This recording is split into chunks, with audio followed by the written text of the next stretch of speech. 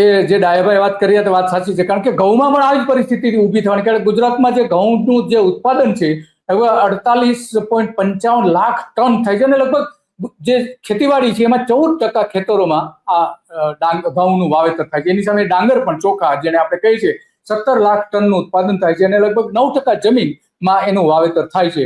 કારણ કે આપણે જાણીએ છીએ કે ત્રણ ઋતુમાં પાક લેવાતો હોય છે, એટલે એ પ્રમાણે તો આ મૂળ ઊભું કેમ થયું?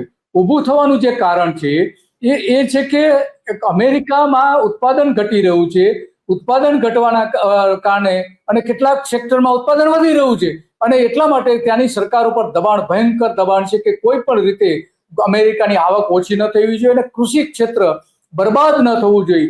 એ બચાવવા માટેનું આખું આ ટ્રમ્પ વહીવટી તંત્રે ખેડૂતોને અબજો ડોલરની વધારાની સહાય પણ ત્યાં આપવી પડે છે, અને ભારતને એનો ભોગ પણ બની. અગાઉના વડાપ્રધાન, અગાઉની સરકારો ક્યારેય આટલી છૂટ આપી નથી, અને એના કારણે આખી આ પરિસ્થિતિ જોઈ શકીએ છીએ કે ઊભી થઈ છે.